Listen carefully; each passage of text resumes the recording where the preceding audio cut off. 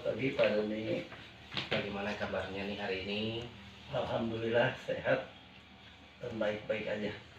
Baik Pak, mohon izin ini saya akan mewawancarai Bapak terkait dengan sebuah contoh pengambilan keputusan sebagaimana tugas Bapak sebagai seorang kepala sekolah tentunya dalam kehidupan sehari-hari ataupun di lingkup sekolah pernah mengambil sebuah keputusan yang itu terkait dengan beberapa dilema, contohnya mungkin dilema etika atau moral yang tentunya itu semuanya keputusan harus diambil secara bijak sehingga terhadap orang lain tidak ada yang mungkin merasa dirugikan atau mungkin berat sebelah dalam keputusan tersebut, Pak. Iya.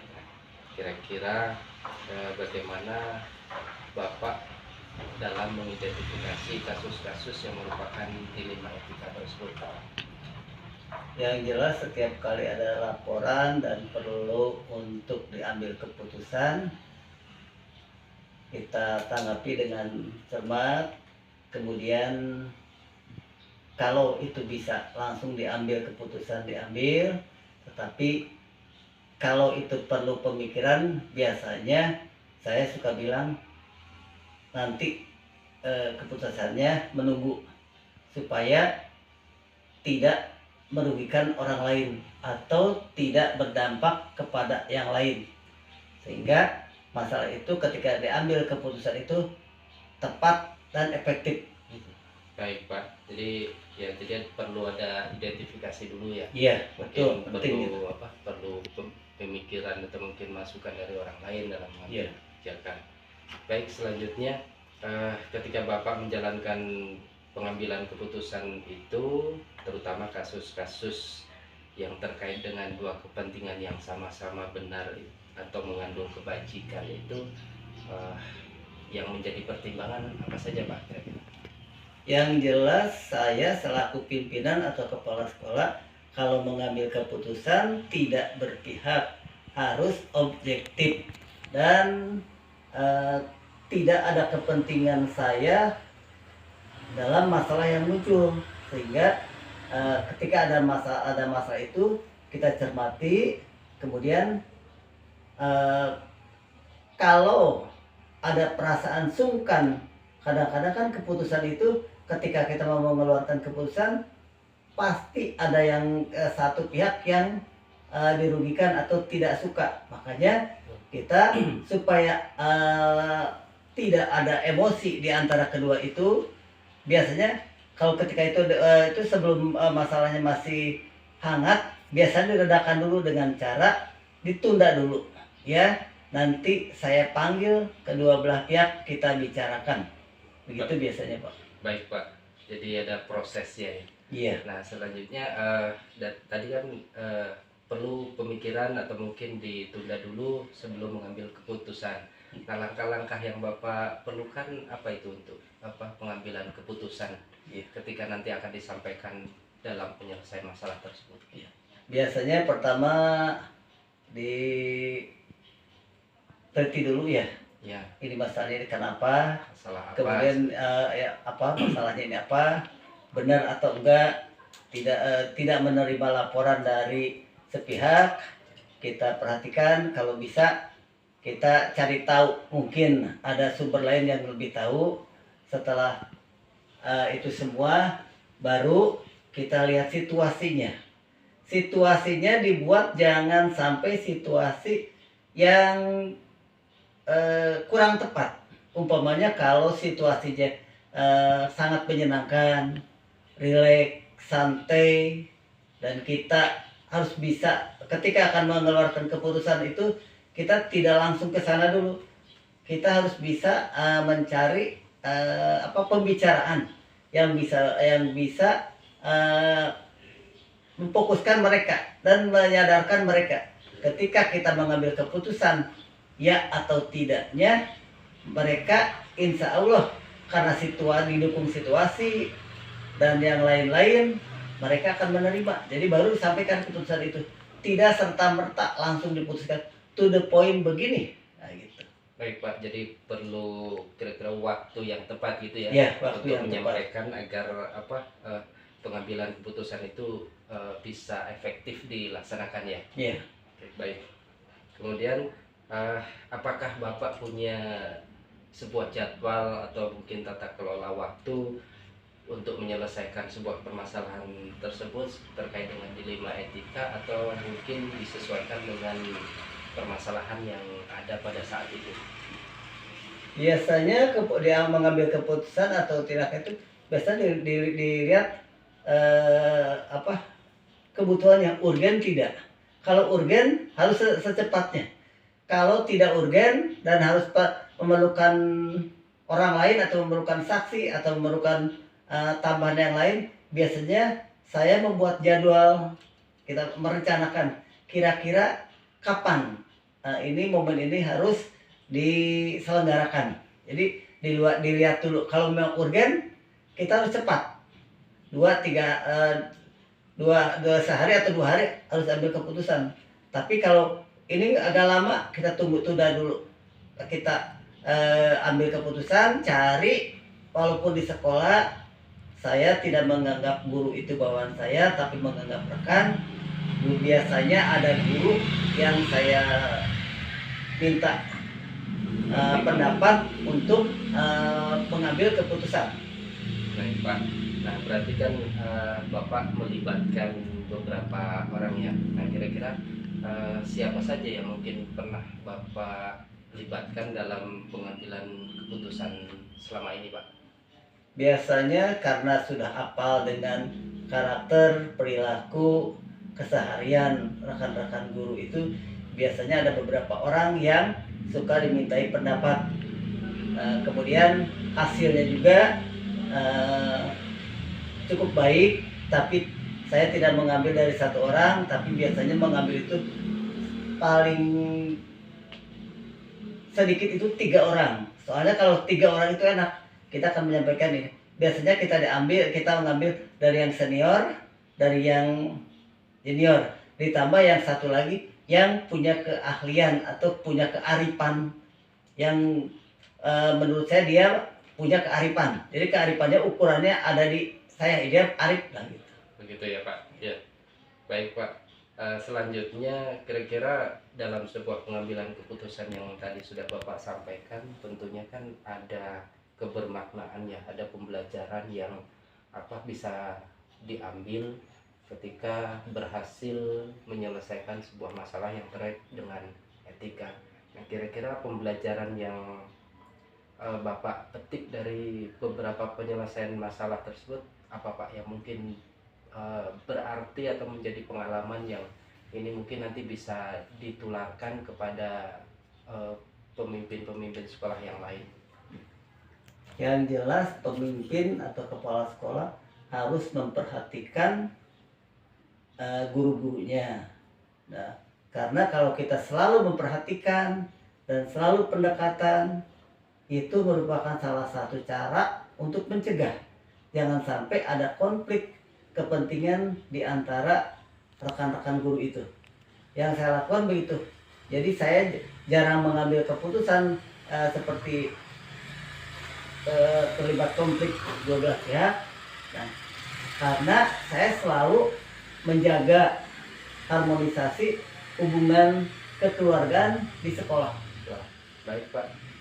Mungkin itu saja Pak. Ini sangat berarti sekali bagi kami calon guru penggerak terkait dengan materi pengambilan keputusan berbasis nilai-nilai kebajikan sebagai seorang pemimpin. Mudah-mudahan ini bisa menjadi pengalaman baru bagi kami dan bisa diterapkan ketika suatu saat kami ini menjadi seorang pemimpin sekolah di sebuah sekolah tentunya. Jadi bisa menerapkan pengambilan keputusan yang semuanya nanti berpihak kepada semua orang. Jadi tidak berat sebelah, tidak menimbulkan kerugian terhadap orang lain, terutama berimbas yang positif terhadap semua warga sekolah, baik itu kepada murid, kepada guru, dan semua warga sekolah. Iya. Mungkin itu saja Bapak. Terima kasih atas waktunya. Iya, sama-sama.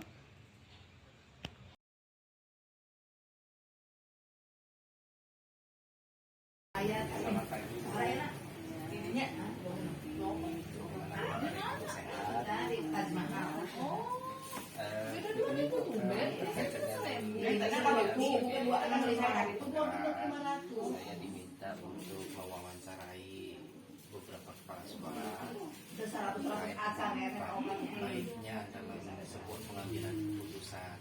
Tentunya ibu sebagai seorang kepala sekolah sudah pernah mengalami ataupun mungkin pernah melakukan pengambilan keputusan terhadap warga sekolah yang terkait dengan etika atau dilema moral tentunya ya, baik itu yang berdampak baik terhadap diri kita, terhadap orang lain, maupun juga ada yang kurang berkenan. Tentunya dalam sebuah keputusan kan pasti ada implikasinya ke sana ibu. Nah ini mohon berbagi praktik baiknya terhadap saya, mudah-mudahan nanti bisa menjadi pengalaman untuk saya pribadi, kemudian nanti bisa dipraktikkan dalam kehidupan sehari-hari juga bu. Berkenan ya bu? Baik. Yang pertama ini bu, ketika ibu mengambil sebuah keputusan, kira-kira bagaimana cara ibu mengidentifikasi masalah itu sehingga ibu mengambil keputusan dengan mempertimbangkan banyak hal. Kalau mengidentifikasi kan yang harus dari permasalahan itu sendiri. Yang pertama ya dengan menyampaikan dulu kan, sudah nantikan kita berkolaborasi, ini ada permasalahan seperti ini, sudah menyampaikan gimana gitu. Lalu setelah itu kita cari informasi yang lain yang lebih, mungkin ada seperti orang tua, kan kalau sekolah kan stakeholdernya lebih banyak. Kalau yang ada Jadi melibatkan Melibatkan sekolah banyak tentunya ya. tugas ikut Nah, kemudian bagaimana ibu menjalankan pengambilan keputusan tersebut dari kasus-kasus yang kepentingannya itu misalkan semuanya benar, tapi ibu tetap harus mengambil sebuah keputusan yang terbaik tentunya ya warga sekolah tersebut. Biasanya kita bermusyawarah Ya, bermusyawarah, kan tadi udah dikomunikasi dulu, kemudian kita berduit ya, sebenarnya kita ngobrol bareng, tentunya kan ada masukan saran dan sebagainya. Tetap kan nggak apa yang sudah kita sebutkan itu benar gitu. Tetap harus istilahnya diketahui dulu atau diberitahu orang yang kita salah atau tidak. Kita sepakat baru kita mengambil keputusan ini. seperti langkah yang tempuh adalah tadi sudah diidentifikasi, kemudian itu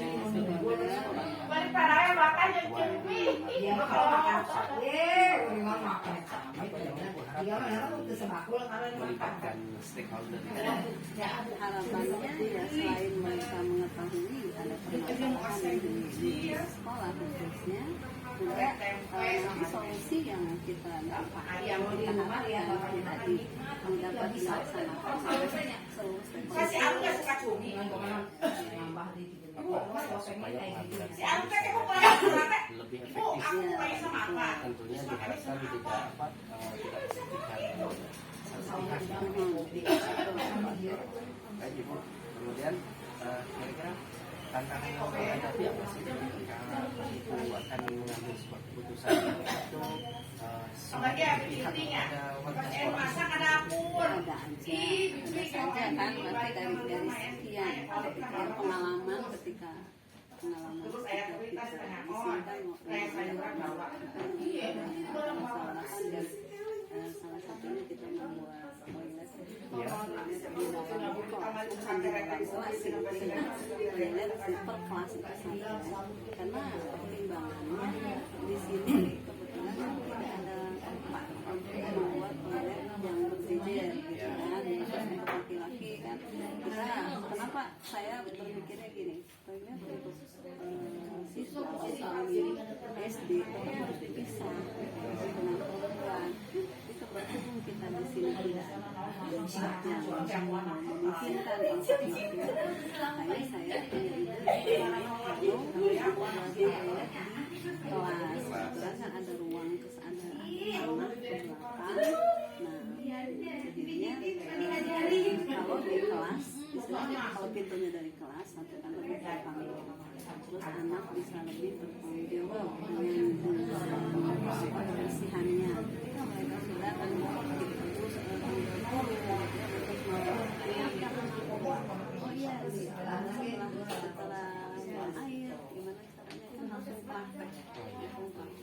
Beda kalau misalkan dia mau ya itu batu pisah nggak keluar dulu dari kelas kan bisa jadi main gitu kan, bisa jadi apa namanya dibully lebih lebih mengerikan dan terkontrol. Nah, itu yang ini ada orang tua yang apa namanya sampai memviralkan sekolah dengan alasan masa sih ada WC di kelas gitu. Tapi alhamdulillah setelah itu rame kelasnya pun kan ini udah musyawarah dengan orang tua terlebih dahulu, tapi tetap ada kan walaupun di dalam musyawarah itu ada ya kita pasti memberi kesempatan untuk orang tua siapa yang keberatan atau tidak ya, tapi nggak pada ini kan mereka kita anggap setuju semua dong, tapi ternyata di luar beda lagi masih ada ya. Di luar beda lagi. Jadi setelah itu kebetulan munculnya dari satu kelas ya udah untuk kelas itu rapat lagi saya jelaskan sejelas-jelasnya bahwa pertimbangannya itu kemudian si orang tua itu kenapa bu membuat di sana lebih baik atau membuat keluar tapi kita pasang CCTV. Saya bilang kalau CCTV itu bukan solusi kita nggak tahu kejadian masa saya harus dari pagi sampai sekolah CCTV di WC kalau toilet di saya privasi kan gitu masa di CCTV nah di situ selalu ada tantangannya ya bagi di sekolah yang ibu bimbingin ya. Tapi alhamdulillah sudah bisa diselesaikan. Baik Bu, berikutnya apakah ibu punya jadwal khusus atau tata kelola terkait dengan pengurusan pusat ini, misalkan ada sebuah masalah kemudian sifatnya itu urgent atau mungkin bisa diselesaikan di lain waktu seperti itu. Kalau misalkan masalah-masalah yang urgent ya mungkin diselesaikan ya di tempat ya, jarang saat itu juga gitu. Kecuali kalau misalkan masih panjang, kalau misalnya masalahnya tetap belum selesai ya, jadi masih nanti seminggu lagi lah kita bertemu lagi gitu, kita cari solusi yang terbaik lagi. Baik Bu, berikutnya kira-kira apakah ada seseorang atau yang terlibat dalam pengambilan keputusan Ibu yang selama ini Ibu praktikan? Ya dengan ini yang orang baru ya, kan termasuk saya kan tidak bisa mengambil keputusan sendiri ya. Baik. Jadi harus ada masukan dari yang lain. Baik. Dari sekian rangkaian itu kira-kira dalam pengambilan keputusan yang sudah Ibu lakukan itu pembelajaran menurut Ibu yang bisa diambil apa itu? Pembelajaran positifnya yang bisa diambil ketika melibatkan stakeholder atau yang lain, pengambilan keputusan Ibu itu apakah berdampak seperti apa?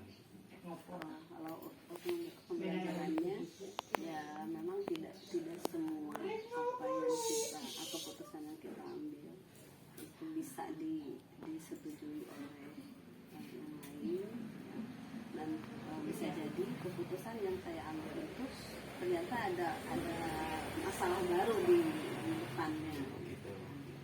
Tentunya yang kita harapkan adalah pengambilan keputusan ini bisa berdampak terhadap semua orang dengan melibatkan semua orang. Kemudian tentunya tidak merugikan orang